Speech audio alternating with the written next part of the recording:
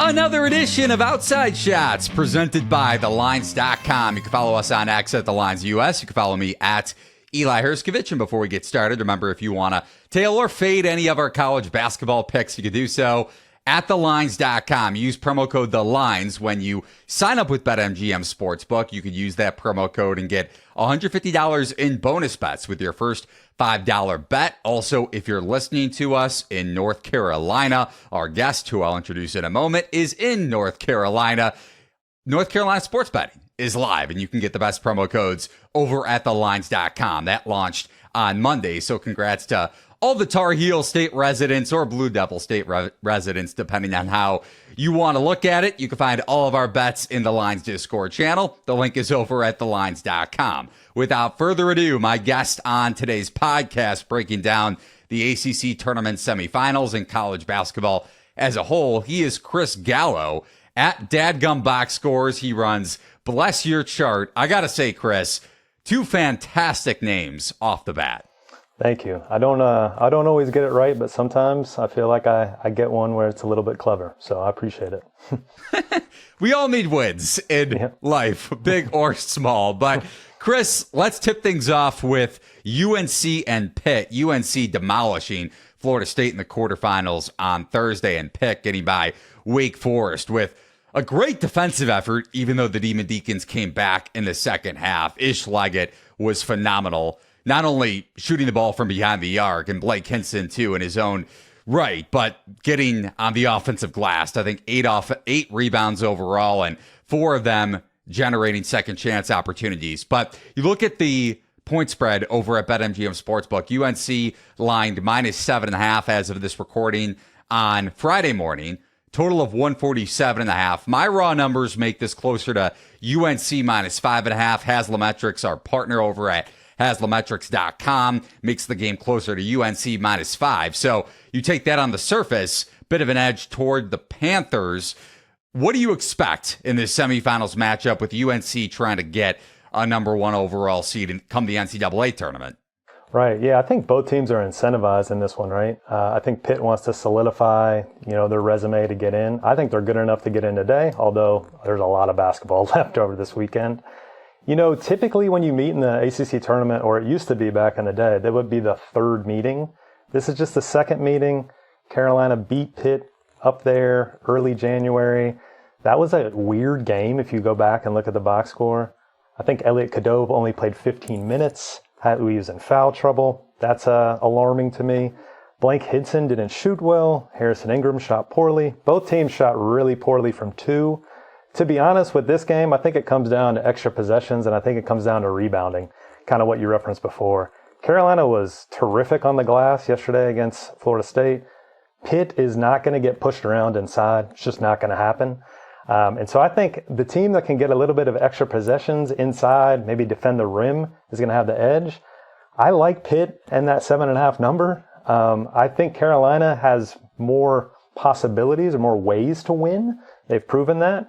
But I do think Pitt is strong enough to be in the tournament, and I think they're going to prove it today, although I think Carolina could still maybe edge them out for a win. I wouldn't be surprised either way. Yeah, and if you follow our bets in our Discord channel, link is over at TheLines.com in the top right-hand corner. On Thursday morning, before Pitt took on Wake Forest, I bet Pitt to win the ACC tournament at 16-1. Not saying they're going to win the game outright.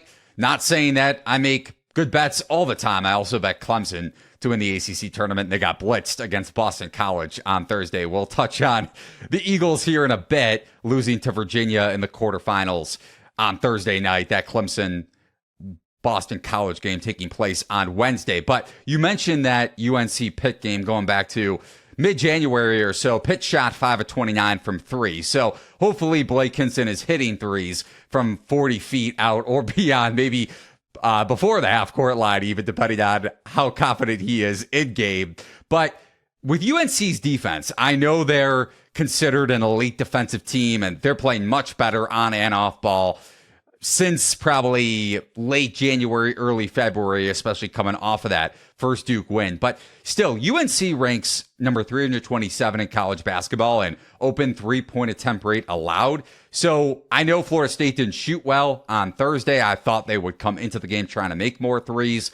especially with Darren Green's efficiency and when you can get him hot. Positive variance potentially for FSU. Obviously didn't happen, but Pitt chucks up a lot of threes. I think a top 30 or top 35 3-point attempt rate. And with that, top 30, top 35 3-point scoring rate across college basketball. And also on the glass, you mentioned the Panthers not getting pushed around. Jeff Capel is a great coach, so I expect him to scheme around UNC and take a lot of threes, but also just have a good game plan coming into this game against Hubert Davis, former Duke assistant coach. I'm talking about Capel. But Pitt also ranks top 10 on the defensive glass when it comes to defensive rebounding rate and top 100 in offensive rebounding percentage. I mentioned Leggett getting 4 offensive boards against Wake Forest. That isn't any sort of a fluke. So I know Pitt can be a little bit short rotation-wise, but it's not like they're coming off 3 straight games like NC State is against Virginia.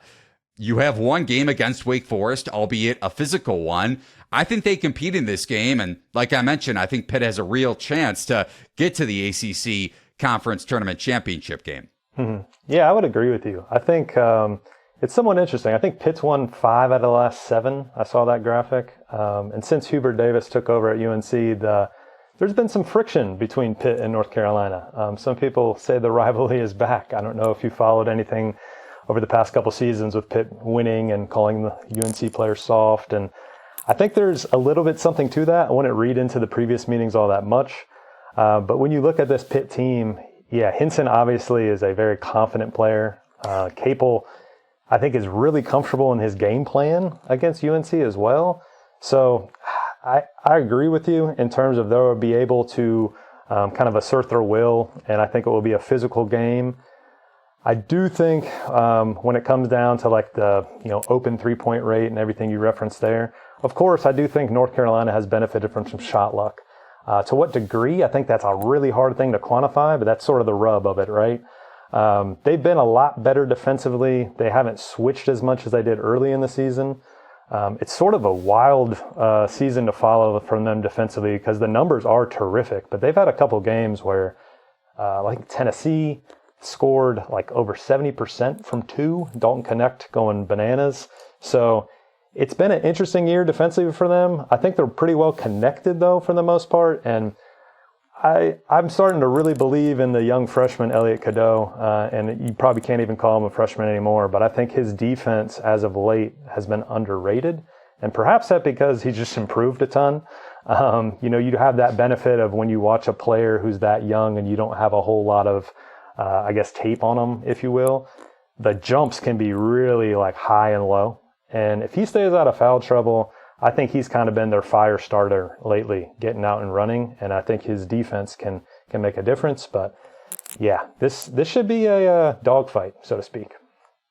Tipping off at 7 p.m. Eastern time over on ESPN. Now, coming up at 9:30 p.m. Eastern time, we have the other semifinal matchup in the ACC tournament. Virginia, a 2.5-point favorite against NC State, total of 121.5. My raw numbers make this closer to Virginia minus 1.5. So not a big enough edge to call it an advantage when it comes to the betting market and trying to maybe bet NC State, especially with the Wolfpack coming off of 3 straight games. Haslametrics makes the game around a pick 'em, but again, typically advanced metric sites aren't baking in teams playing in 2 or 3 straight conference tournament games, which the Wolfpack, even though they knocked off Duke, have done, also beating Syracuse and Louisville. Rest in peace to Kenny Payne's short tenure with the Cardinals. And for anybody that bet Boston College plus 5.5 in the quarterfinals against Virginia, my apologies, losing by 6 to the Hoos in overtime. What are you looking for in the second leg of the semifinals in the ACC tournament? Ooh, yeah, I think the context here is really important. I think understanding that NC State will be playing their 4th straight day is important. I think when you play Virginia, it requires a level of discipline, patience, perseverance. The pace is going to be slow. They're so good defensively that you almost end up beating yourselves when you play Virginia. And so if this game was, if State was coming off even one game, I think I'd be a lot more confident in the Wolfpack. I think they've gotten a ton of help from their supporting cast over the past couple of nights. O'Connell's made a bunch of shots. That wasn't really happening early. DJ Horn is an absolute agent of chaos. He seems healthy. He can get to the rim when he wants. Burns is a load inside, but in general, I've always kind of assumed that Kevin Keatts prefers playing faster, and obviously Tony Benn does not prefer that. And so the contrasting styles there give me pause. I agree with you. Probably a pick 'em. I lean the Wahoos, though, here. Tony Benn is consistent, man. I don't think they're that good this year, but it's also a testament that they finished third in the league and they've won that many games. I think my favorite thing from looking at Virginia over this past season was they finished third in the league and had a negative point differential. And they were like 5 games above 500. Like, how does that happen? Kind of thing. So it should be a really interesting game. And, a lot of State fans, I've seen the feels like 83, feels like 87. Could be feels like 2007. I think they made a run, and that ACC tournament was also not in North Carolina. I think it was in Tampa. So I expect a slog of a game, but I would lead Virginia in this one. You mentioned point differential and Virginia's luck. KenPom pretty much says just that, and so does Haslametrics. But you look at KenPom's luck factor, Virginia ranks number 9 in that metric, and nearly 40% of their wins have come by 2 possessions or fewer. So that pretty much correlates to your point about their point differential. Now, NC State coming off that huge win over Duke is an 11-point underdog, and you mentioned trying to generate transition opportunities. They're going to have to, but they're also going to have to hit a lot of threes, you would think, against the pack line, unless this is just some sort of chaotic variance game where who knows what we're going to expect. Wolfpack shot 7 of 16 from behind the arc against Duke. DJ Horn with 18 points off the bench. 3 games in 3 days, though I should say. That would be a lot of games in one day for NC State. But Virginia also ranks number 354 in free throw percentage across college basketball. So just something to keep in mind. I know they've fared well in close games, and you do have 2 theoretical pros in Beekman and Dunn, which could catapult you in a game of this magnitude with limited possessions, especially with the way Beekman and Dunn guard. But on a neutral, when these 2 teams are well rested, pick 'em. Like I mentioned, Haslam doesn't necessarily account for 3 games in 3 days for NC State. But I'm with you. I think I would have to lean with the Wahoos on the money line.